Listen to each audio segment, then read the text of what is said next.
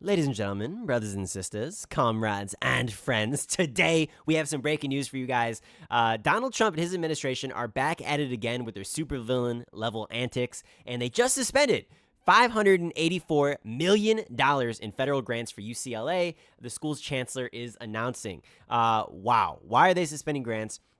We're going to talk about that, and we're also going to talk about the deeper problem here, which is that Donald Trump and his administration, as well as many other politicians here, are all bought by AIPAC, and they have extreme pro-Israel sentiments. In fact, you would think that they're politicians for Israel, and that they're not actually United States politicians. The way that they talk and the way that they speak and the way that they present themselves and the way that they vote and the way that they support things, this is insanity, right? And I can prove it. I can back this up to you. You can Google everything that I say. So with that said here, why are they attacking UCLA here, just like they attacked Columbia, which, by the way, just paid a $200 million cash fine in exchange to get back their grant funding, right?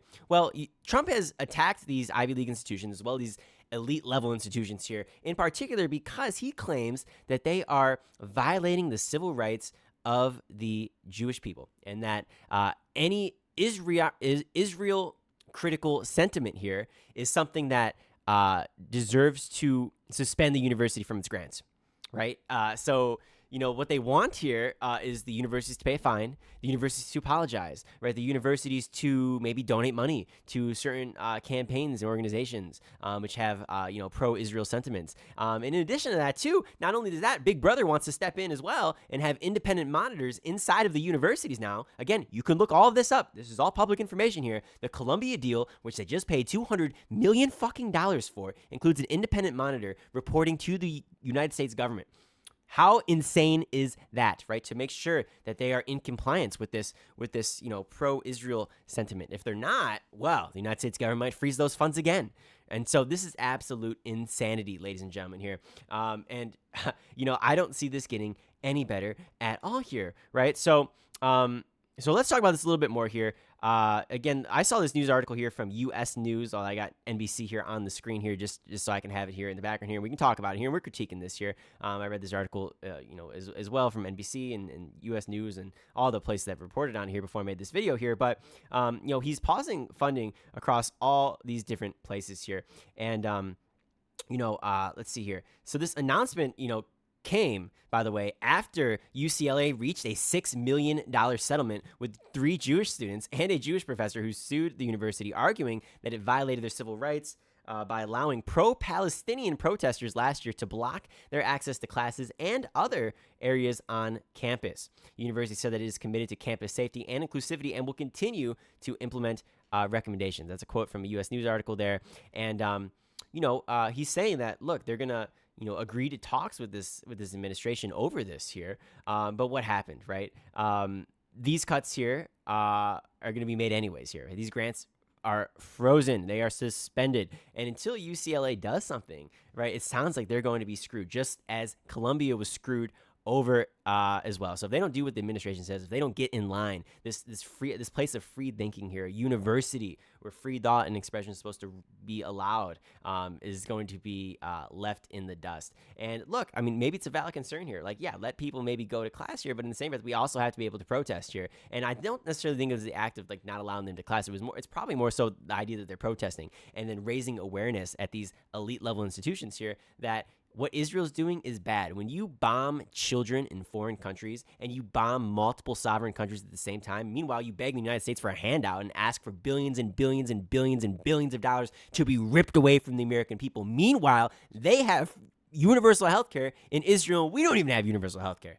I mean, this is insanity, right? And then when you decide, okay, we're going to have a ceasefire, you let the Palestinian people go into a food line, and then you just gun them down anyways with AK-47s. This is insanity, people. This is war crimes. This is genocidal, and we have to speak up against this. And everybody likes to say, I would have stood up, during, the Holocaust. It's like, well, this is your time now, right? Because this is terrible what's going on behalf of this terroristic state, and we have to speak up about it here. We have to speak up about this corruption here. And look, why do the U.S. politicians support it? Probably has to do with the military-industrial complex. Probably has to do with AIPAC, and they're getting a whole bunch of money, from that state. But again, the way they act, you'd think that these are politicians of Israel. I mean, look at the mayoral candidate debate with Mamdani recently, right? I mean, the only reason Mamdani's even in the lead, and the fact that he's going to win New York mayor, is because every other politician was like, I'm going to go to the Holy Land. That would be my first visit as New York mayor. And it's like, wait a minute, bro. I thought you were going to be the mayor of New York. Like, what? Why are you visiting Israel, dude? Like, what are you talking about? Like, it's so mind-blowing to me. And it's so obvious that this corruption is going on. And we have to call it out. Politicians should be free thinkers. And we should be voting in people who are free thinkers. People who can think for themselves. They're not going to think based on where the money comes from. This is ridiculous here. And, you know, like you can see the attacks against people who are thinking differently than the way these politicians do, like Donald Trump, right? I mean, look at what happened with Marco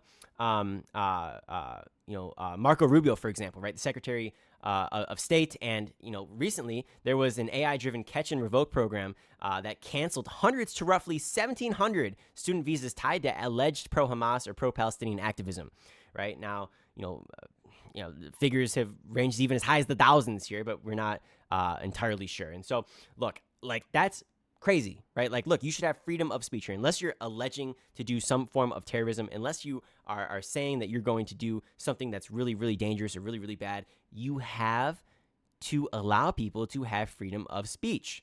This is insane. Look, I mean, the fact of the matter is here, it's like, maybe there's even an argument here when you're coming into the country here. But if you have to cancel visas that were already gifted to people. And again, maybe I need to fact check this, but if you have to cancel visas that have already been given to people because of this pro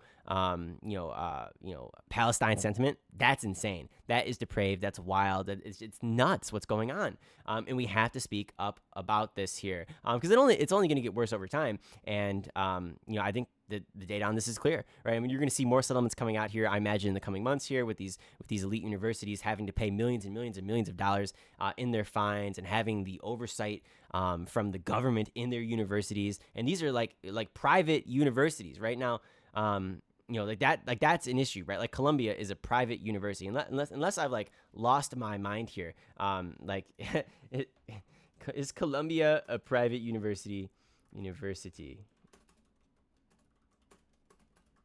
All right, let's see here. We're gonna research here together here. Yes, Columbia is fully private. UCLA is public. So I mean, UCLA, obviously you probably have a little bit more leeway here. But with Columbia, dude, what the hell is going on here? That's crazy, right? And the fact of the matter here is UCLA, even if they're not going to be donating an absolute fortune here, which, hey, look, by the way, I believe they just already paid $6 million in that settlement there. So, dude, I mean, that's not good here. And they're also contributing $2.3 million to 8 organizations to combat anti-Semitism as well.